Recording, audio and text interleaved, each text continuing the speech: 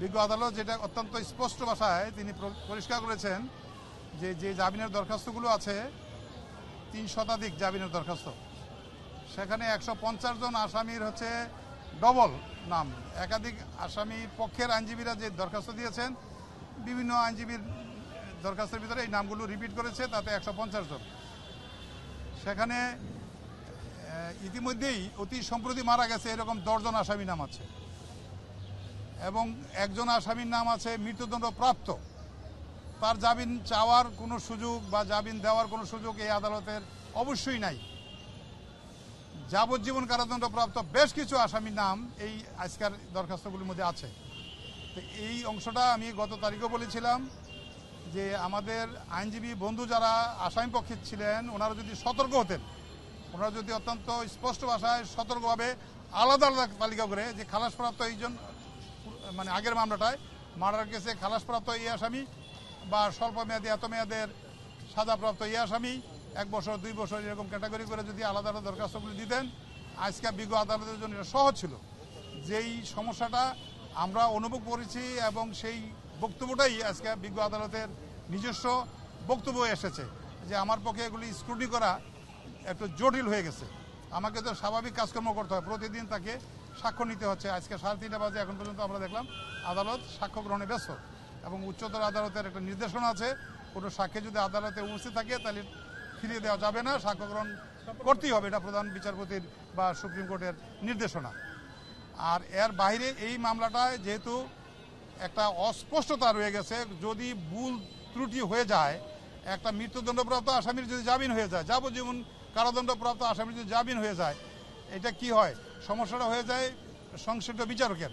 কোনো কোনো ক্ষেত্রে অনেক অপ্রিয় অবস্থা হয়ে যায়, তাকে ব্যাখ্যা দিতে হয় হাইকোর্ট তলব করে। কাজেই উনি নিজের প্রয়োজনেই, নিজের স্বার্থেই এবং নিয়ম রক্ষার্থেই তিনি এগুলি স্ক্রুটি করে নিশ্চিত হয়েই আদেশটা দিবেন। কত তারিখে দিবেন বলে জানিয়েছেন?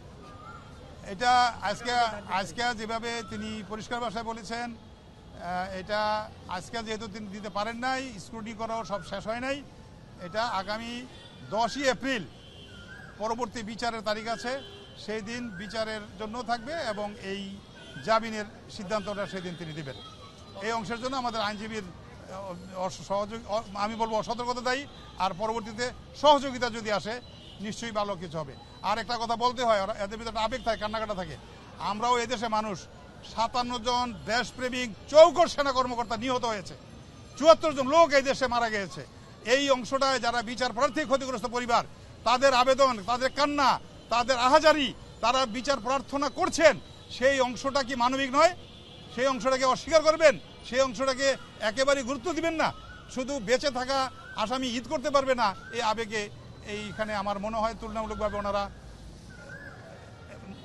মানে আমি বলবো যে মানবিকতার দিক থেকে ওনারে বরং পিছিয়ে আছে। ওই তো, এবং ওই যে বললাম যে যেখানে মৃত্যুদণ্ডপ্রাপ্ত আসামি, যাবজ্জীবন প্রাপ্ত আসামির জামিনের আবেদন, এখানে যেটা হওয়ার কোনো সুযোগ নাই।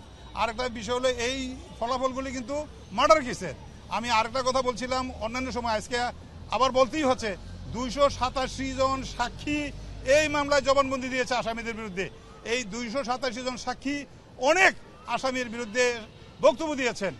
এই মামলায় যদি তাদের যারা ইভেন খালাসপ্রাপ্ত আসামি, তাদের বিরুদ্ধে যদি সাক্ষ্য আসে, আজকের মাননীয় আদালত ওই সাক্ষীর উপরে ভিত্তি করে তার জামিনের সিদ্ধান্তটা নেবেন। কাজেই ওই মামলায়, আগের মামলায় খালাসপ্রাপ্ত হয়েছে, that can be the only ground, সেইটাই একমাত্র জামিন পাওয়ার বিবেচনা হতে পারে না। কাজে এখানে এই বিষয়গুলো সব স্ক্রুটি করে যেটা ন্যায়ভিত্তিক হবে তিনি সেইটাই দিবেন আমরা বিশ্বাস করি। সঠিকভাবে, সততার সাথে, ন্যায়নিষ্ঠভাবে, কোনো ধরনের প্রভাব বেঁধে রেখে তিনি এই সিদ্ধান্তটা দিবেন। স্বাভাবিক আইনগত যে কাঠামো, আইনগত যে প্রক্রিয়া, বিচার প্রার্থী আসামির পক্ষে তাদের নিয়োজিত আইনজীবী থাকেন, আইনজীবীরা কথা বলেন। আজকে দেখলাম বেশ কিছু সংখ্যক আসামিদের পরিবার এসে একটা আবেগঘন অবস্থা সৃষ্টি করতেছেন, কার বাড়ি কোথায়, তারপরে কি ইত্যাদি ইত্যাদি। এটা কাঙ্ক্ষিত না, এটা আইন সমর্থিতও না। যদি এমন হয়, হ্যাঁ বিধান আছে, কোনো আসামির পক্ষে ফি দিয়ে, লিগেল ফি দিয়ে আইনজীবী নিয়োগ করার রাখার সুযোগ নাই, সেক্ষেত্রে রাষ্ট্রপক্ষ থেকে আইনজীবী নিয়োগের বিধান আছে। আমাদের এই মামলায় স্টেট ডিফেন্স দেওয়ার বিধান আছে এবং দেওয়াও আছে। সেই আইনজীবীর ক্ষেত্রে যদি আজকে না থাকে, তারা সাহায্য নিতে পারেন, বলতে পারেন, কোনো অবস্থাতেই পার্সোনালি করতে পারেন না।